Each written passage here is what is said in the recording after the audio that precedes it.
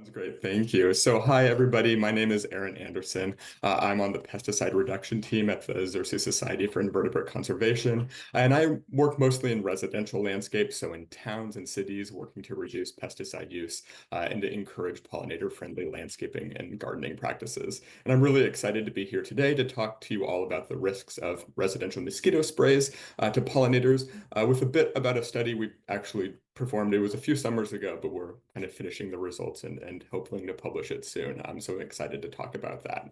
And yeah, I would like to thank Lori and the Pollinator Friendly Alliance for organizing this and inviting me to speak. So before I begin, I do want to quickly thank our supporters because without them, we couldn't do the work that we do. And on that note, I do want to add, for people who haven't heard this before, we are a donor-supported nonprofit. So if you aren't a member and you're at all interested, I do encourage you to check us out and potentially donate and become a member. You'll join this extraordinary group of people who are really, I think, inquisitive and engaged and who truly care about protecting invertebrates. And I just want to say thank you to our members because again, without them, we couldn't do the work that we do.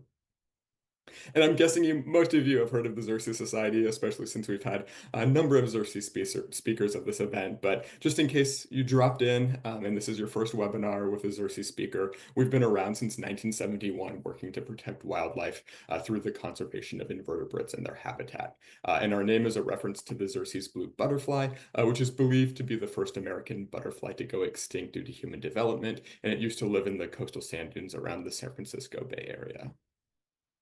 And we do a variety of on-the-ground conservation work with programs focusing on pollinators and agricultural biodiversity, endangered species, pesticide reduction, the type of work I do. And we also do a lot of community engagement work in residential communities.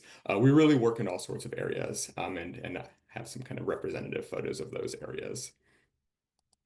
And I do want to note that I think some of the most helpful work we do is writing detailed science-based guides for protecting pollinators and all sorts of other invertebrates. And this kind of relates to what I'm talking about today because we have a number of mosquito management, ecologically responsible mosquito management documents, both for home yards as well as kind of scaling up to the community level.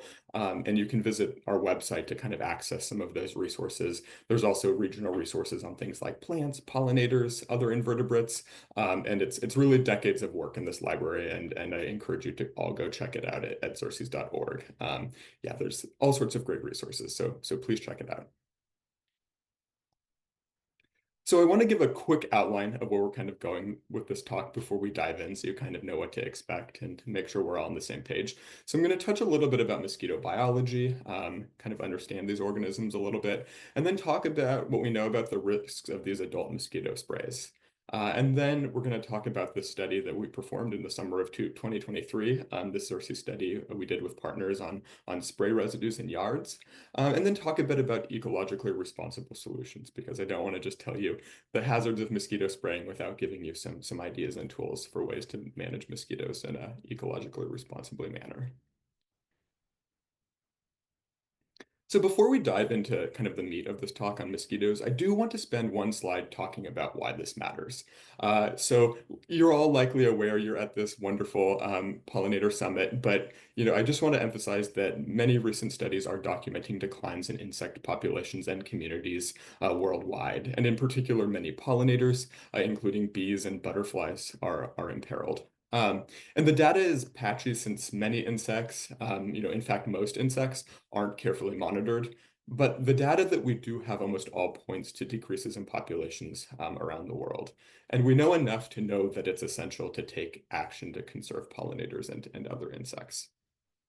And there's several causes of these declines that scientists agree on, with the largest being habitat loss. But another leading cause are pesticides. And as we'll discuss, residential mosquito sprays can be, a big source of pesticide exposure in our residential landscapes.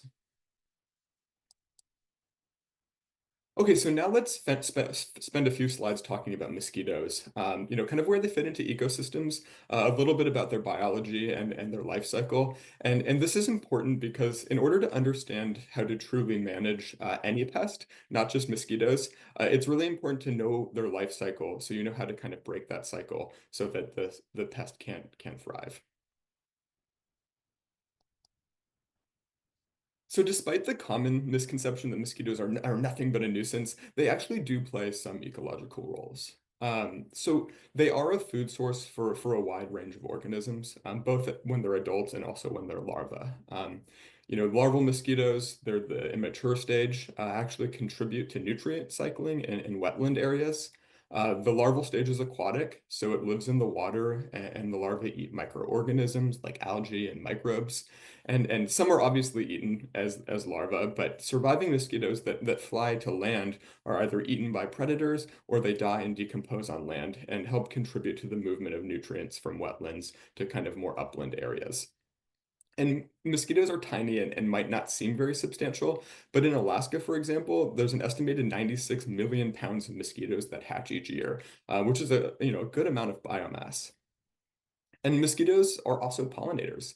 Though they might not pollinate at the level of bees or other types of flies, adult mosquitoes do visit flowers to sip nectar for energy. And unlike bees, they're not actively collecting pollen. This is why bees are such good pollinators. They are actively collecting and moving pollen grains as they visit flowers. But mosquitoes do get pollen grains stuck to them and pollinate sometimes as generalists. There was one study in Europe that actually found that mosquito visitation significantly increased seed set in tansy flowers. Though I should note that in other flower types the study looked at, they didn't see a significant increase. But I do want to note that they can do more than just kind of steal nectar. And some flowers have actually evolved to have mosquitoes pollinate them. The blunt-leafed orchid, for example, is found throughout northern parts of the country, from the northwest and into the northeast. And researchers have found that certain mosquitoes are actually preferentially attracted to the blunt-leaf orchid due to certain chemical compounds in its odor, while orchids that don't have that odor don't attract mosquitoes. So while they might not be a major pollinator, they can play that role. So just kind of wanted to spend a slide talking about where mosquitoes kind of do fit into our ecological systems. Of course, I'd be remiss if I didn't mention that mosquitoes can be vectors of disease that impact humans and livestock. And the concern is real with a changing climate expanding the range of some mosquito species, along with international travel, potentially spreading new mosquito-borne diseases, creating a growing concern about new diseases establishing in the U.S. And of course, there's existing diseases that are worrisome as well.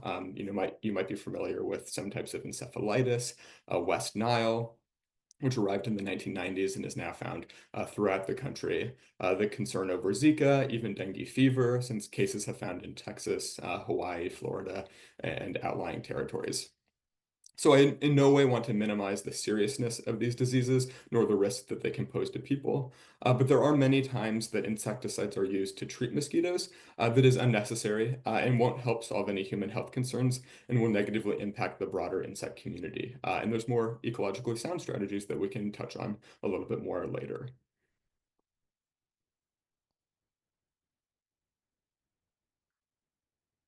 So I want to talk a little bit about the mosquito life cycle.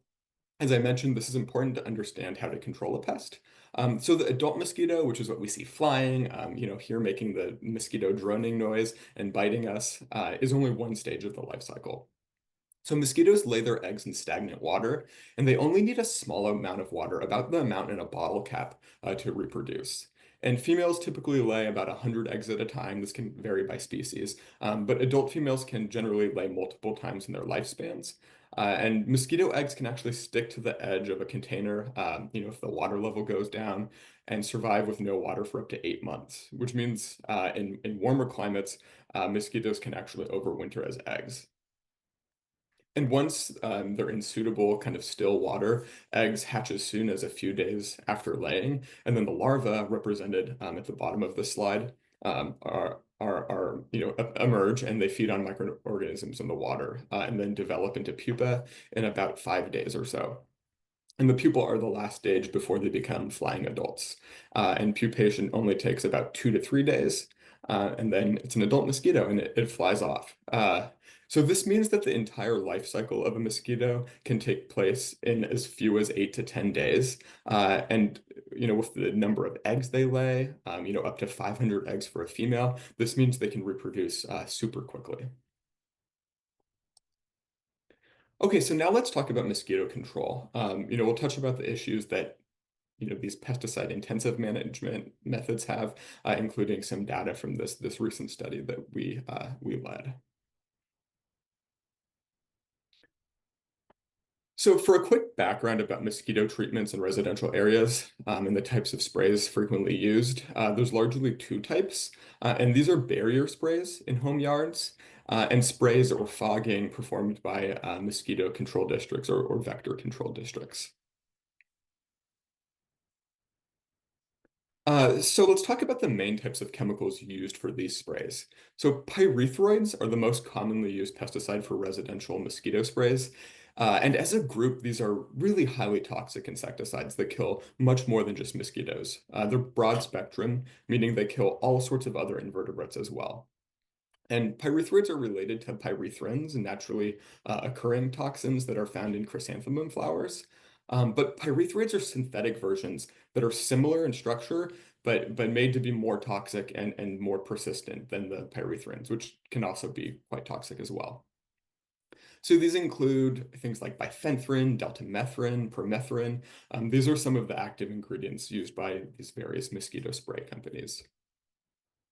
Synergists are sometimes also added to the mixture of chemicals, and these are substances or these are chemicals added that actually increase the toxicity of the insecticides, which are also, they're already quite potent, but the synergists make them even more so. And the risks to insects can vary. The biggest impact is, likely to the insects that are out flying or crawling on plants when the sprays happen and, they get contacted directly by the application or fog. But some species might crawl a lot on treated plants, increasing their exposure risk.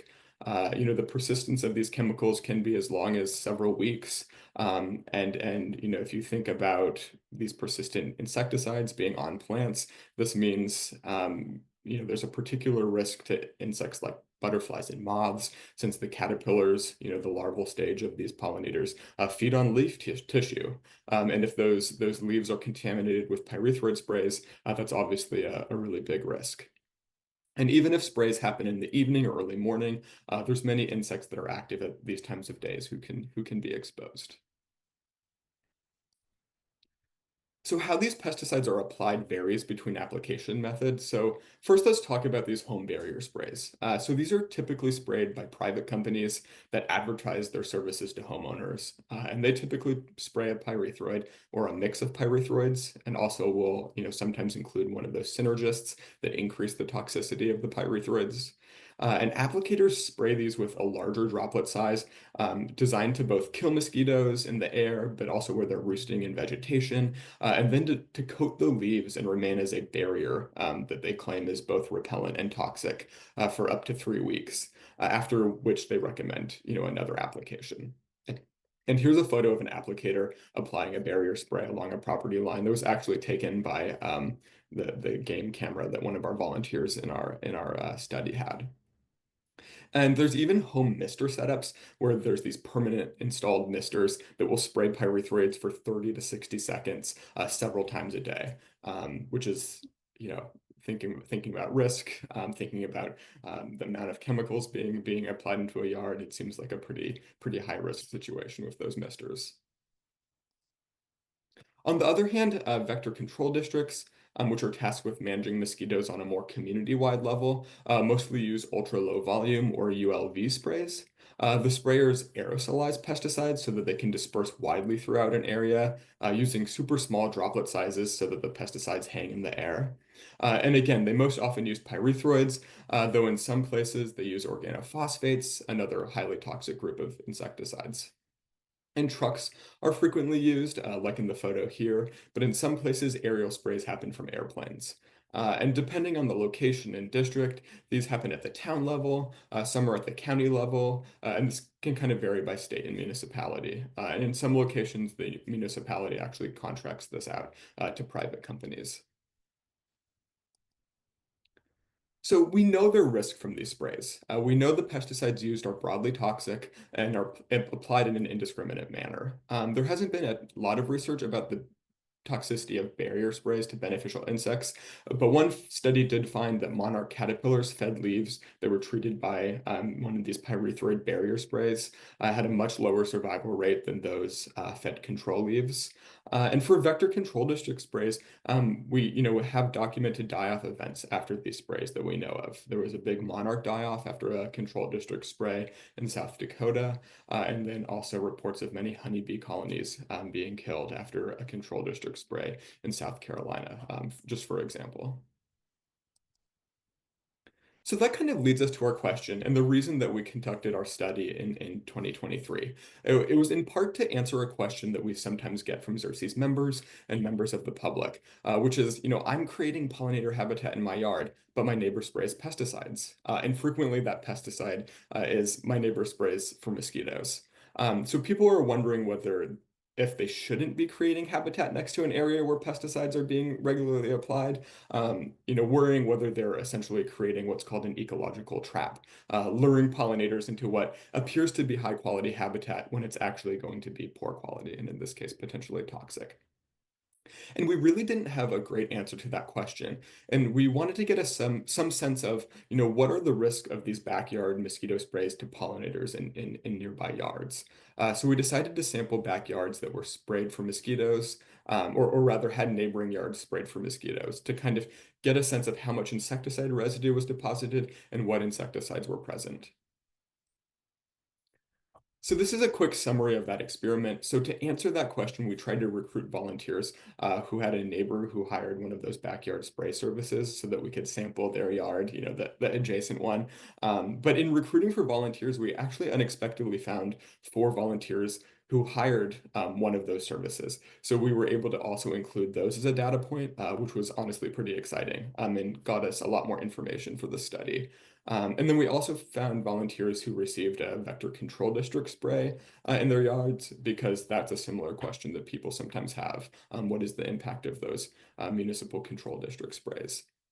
So we had them all hang monitors in their yard to collect pesticide residues and then analyze the samples. Okay, so given that, so these were our main research questions, kind of distilling it down. How much residue is deposited from these private mosquito sprays in yards? How much residue drifts from neighbors' applications? How much residue results in yards from these mosquito control district sprays? And then kind of the crux of this is what risk do any of these detected residues that we find pose to invertebrates, pollinators in particular?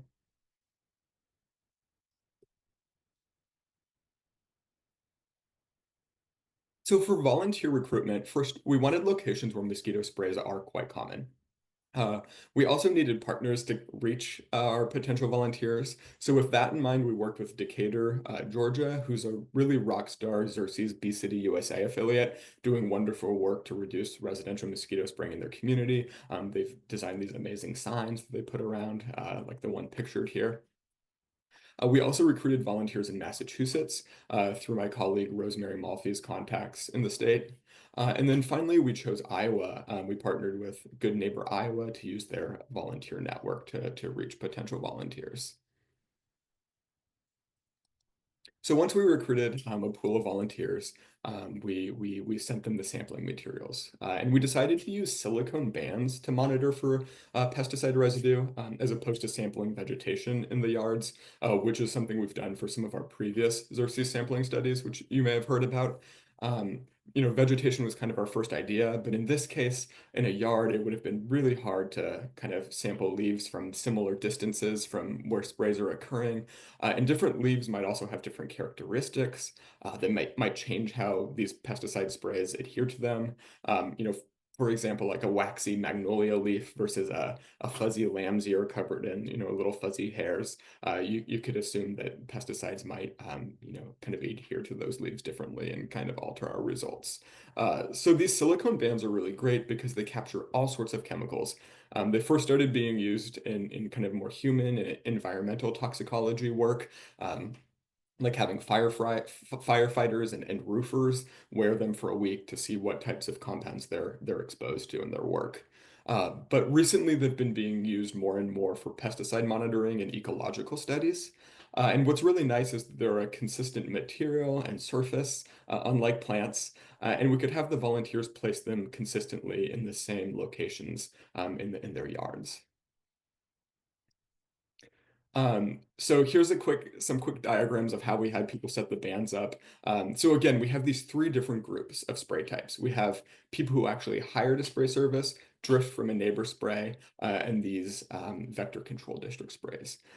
So here's how volunteers who had neighbor drift place their bands. Pardon my kind of rough um, clip art type illustration here, but you can see the person spraying pesticides or insecticides along the property line there, and we had people place two bands right along that property line, about 1/3 of the way from the upper and lower edge, with a third band in the middle of those, about 20 feet back. And for people who hired a spray, we asked them to place a band on each kind of opposite end of the property, with one in the center of the yard to try to kind of get a sense of, what the pesticide exposure throughout that entire yard would be. And then this is for a mosquito control district spray. The setup is very similar to the neighbor drift spray, where we have two bands right along the edge of where that pesticide is or that insecticide drift is coming from. So in this case, it's along the road. And again, we had them place the band about 1/3 of the way from each property edge, and then a set third one in the middle about 20 feet back. And then, yeah, here's my illustration of a mosquito control district truck spraying. So for the actual procedure of deploying the bands, volunteers hung them on hooked wires. We bent pin flag wires with the flag stripped off, just those small flags that are used to mark things like irrigation pipe. And then the volunteers, hung the bands on these hooked wires, like in that photo there, and placed them before a known spray event would happen, and then collected them the next day after the spray had dried. And so most of these bands were only out there for about 24 hours. And we did this to try and capture just that spray event as much as possible. We didn't want a different application, in particular, a different pyrethrin application to contaminate the bands and confound our results. And then we had volunteers wrap the bands in foil, put them in a Ziploc bag, and store them in the freezer until a point person on the ground in their state collected them and overnight shipped them to a lab where they were analyzed for over 300 different pesticide compounds. So here's a few photos of the bands in the field. They kind of blend in, which is a good and a bad thing. We did lose one or two bands to a lawnmower. So if we have the opportunity to do a project with bands in yards again, maybe I'll keep the bright pin flags on to make them a little bit more visible. But this is, yeah, what they look like out in the field.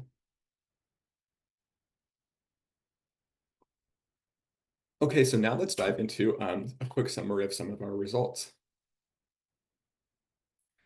So here are some quick summary statistics.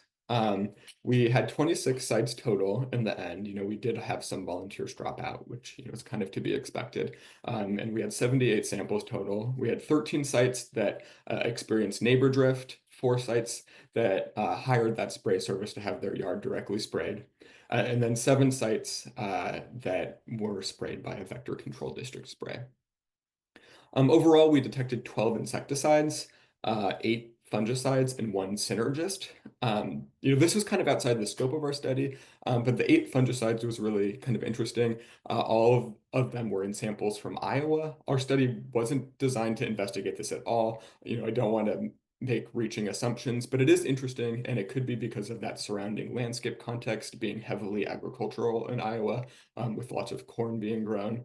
But ultimately, we don't know why that's the case. And we're not including the fungicides in our results because presumably they weren't being sprayed by these mosquito spray services. But just kind of an interesting observation, especially since these bans were only up for a day. And it does speak to kind of how much background contamination there really can be in our urban areas. So what did we find specifically? So we found 5 pyrethroids. I have them listed here, bifenthrin, deltamethrin, permethrin. These are all fairly common pyrethroids. Uh, we found bifenthrin in 53 out of 70 of the non-control samples.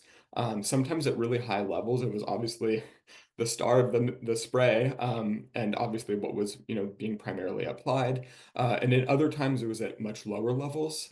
So whether that was from background contamination or from residue in the tanks that the applicator was using, is hard to know. But it is interesting how relatively ubiquitous bifenthrin was across these sites and these different states.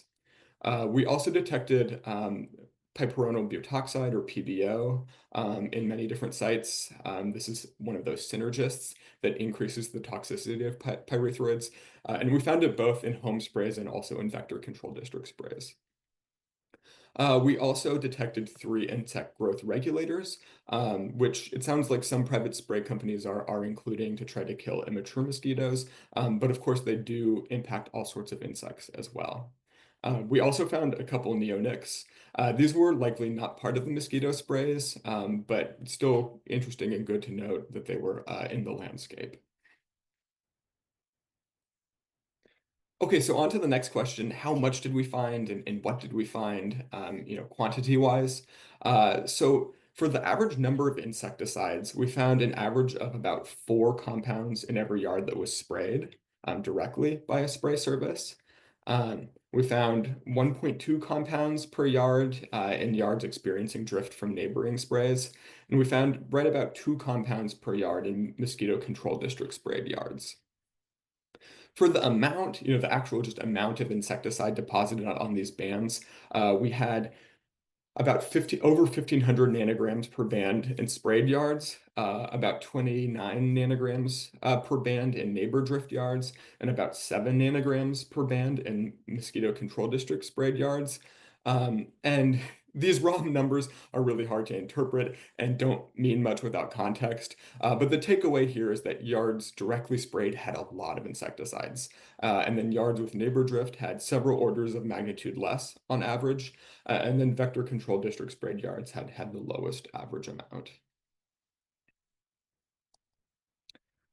Okay, but we did want to try to figure out what these numbers mean in a real world sense. So we did some math to go from that result of how much pesticide residue was sprayed on this band to estimating how much would be sprayed on a bee and how that would impact that bee. And we use the non-native honeybee as our model because, unfortunately, pesticide toxicity data isn't known for most of our native bee species or in our native pollinators in general. And in fact, as an aside, that's really a huge data gap and a challenge. How most pesticides impact most of our native pollinator species isn't known. So we have to rely on proxy species like the honeybee primarily, even though our native species are often more sensitive. But what we found was that yards that were directly sprayed by these barrier spray services had on average over 6.5 times the amount of pyrethroids that are lethal to honeybees. And the highest yards had over 34 times the honeybee lethal dose and over 24 times the honeybee lethal dose. So this is a lot of pyrethroid residue in these yards. Yards with neighbor drift had a much lower amount, on average 0.12 or about 12% of that honeybee lethal dose. But the highest level in a yard experiencing neighbor drift was over 2 times the lethal dose to a honeybee. So the potential for acute risk is still there from some of these yards experiencing drift. And then the municipal sprays were the lowest, with an average of 0.03 times the honeybee lethal dose, with the highest being 0.13 times, or about 13% of that lethal dose.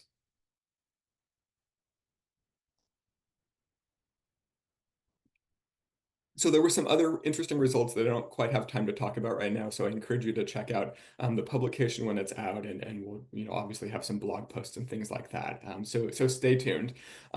But as far as the general thoughts and takeaways, I think one of the biggest ones is, I guess probably the obvious one, that spraying a yard for mosquitoes carries a very high risk to pollinators and other invertebrates. The fact that we found 24 and 34 times a honeybee LD50, or that lethal dose that kills 50% of a test population in 2 different yards was pretty astounding. And I think the second takeaway kind of going back to that overarching reason for why we conducted this study, is that your neighbor spraying for mosquito shouldn't preclude you from creating habitat, but it does carry real risk, and the potential for concerning levels of contamination is there. So if you create habitat and your neighbor sprays, some sort of mitigation is really important to reduce that risk. So this could be talking to your neighbor to change their practices, if you have that type of relationship with them and feel comfortable doing that. Or perhaps it's placing your pollinator habitat on the other side of a yard from a neighbor who sprays, or creating a drift barrier by planting, some sort of non-flowering shrubs like arborvitae, which will intercept some of that pesticide spray. And I want to caution not to install a fence for this, even though it seems, counterintuitive. Drift hitting a hard surface like a fence can actually cause it to kind of stop and be forced up and over that hard barrier. So something like a non-flowering shrub that it can kind of flow through but be captured is actually more effective. So vector control district sprays did result in less residue in our study, but this doesn't mean there's no risk from these sprays. I do want to be clear about that. We only sampled a small number of sites, 7, and this isn't representative of all vector control district sprays. And there might be differences in insecticides used, equipment used, calibration, and all of those things could impact risk. And as I mentioned, we do know from different incident reports and studies that there have been kills from control district sprays. So I just want to caution that our, limited results here don't mean that the solution is to just send more trucks out to fog.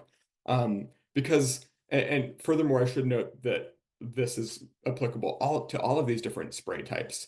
But contaminations at even very low levels, below that level that's lethal, can still be harmful. And there's almost certainly impacts at these lower levels of contamination that are also concerning. So these could be things like decreased reproduction for pollinators, decreased foraging success, delayed development.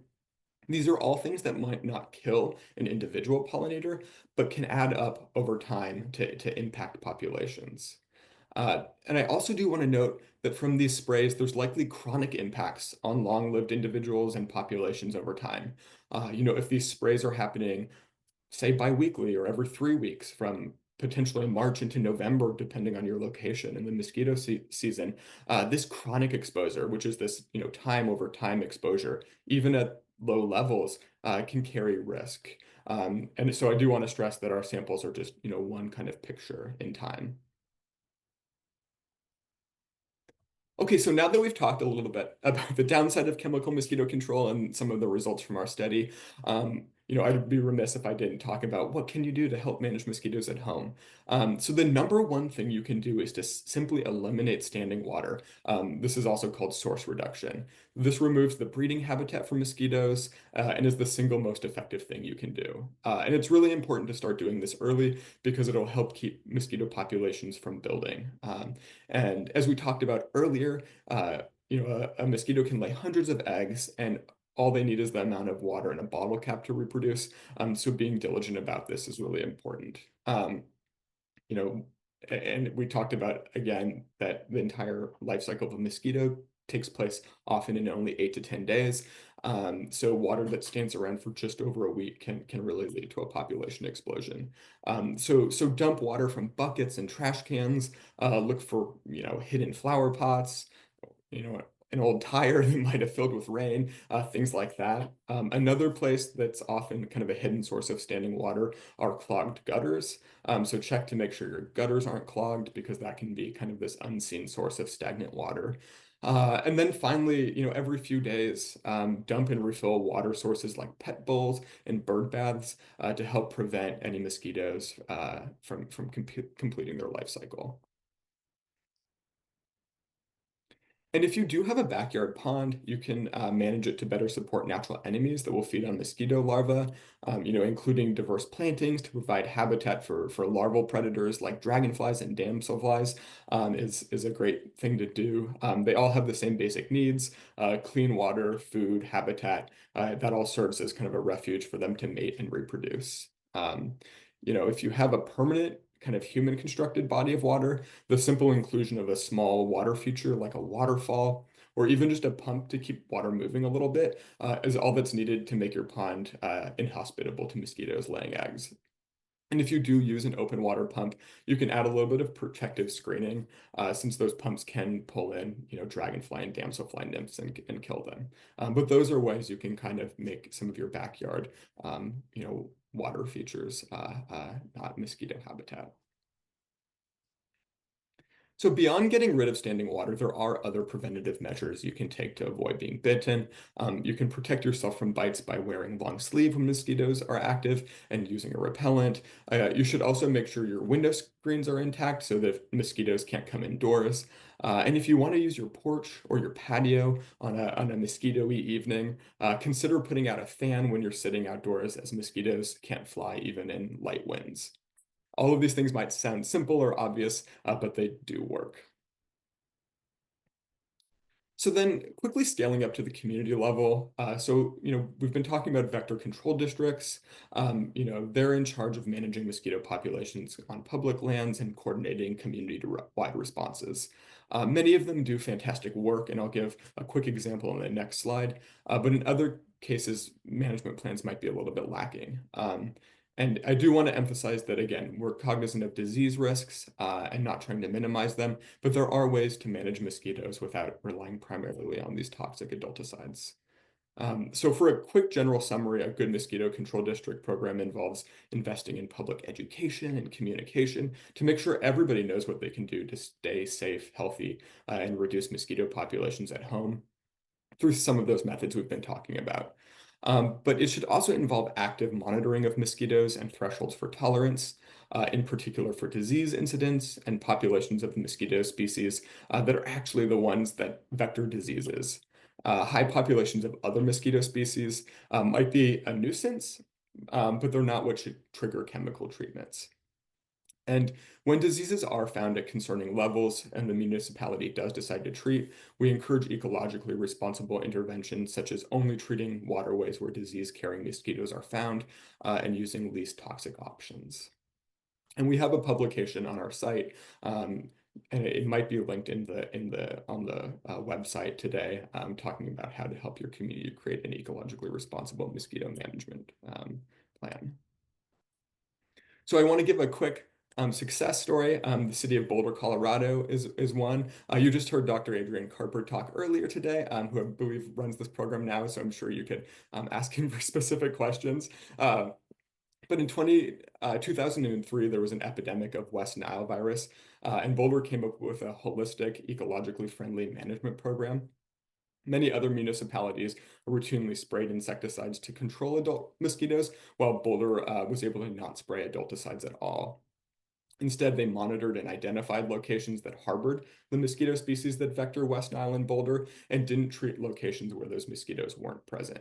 And then they used larvicides to only treat the locations with the vectoring mosquitoes. And by monitoring for the presence of West Nile, when mosquitoes test positive, the city increases efforts to eliminate standing water and expands public outreach to involve the whole community in preventative measures. I think I have like 30 more seconds here, so I'll add one quick slide. So nearby to Boulder, the city of Fort Collins had their own success story.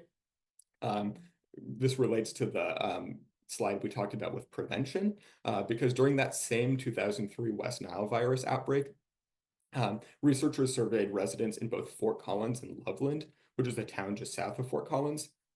And they found that Fort Collins residents were much more likely to implement personal protective measures like wearing long sleeves, applying repellent, and avoiding outdoor activities when mosquitoes are most active. And despite the fact that Fort Collins had a greater abundance of mosquitoes and West Nile positive mosquitoes compared to Loveland, Fort Collins had half as many incidences of severe disease, and it's likely because the community was using these preventative measures. So they really do work. So I think I'm about at time here, so I'll quickly just say that this is a great, we have a great opportunity in our urban areas to provide habitat for pollinators.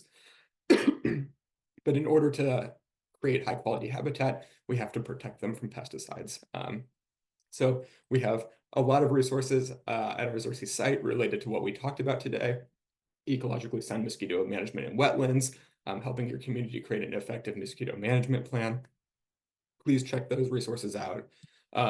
This is my email and also our pesticides@xerces.org email. So if you want materials or if you have any questions on what I talked about today, please feel free to email me. And yeah,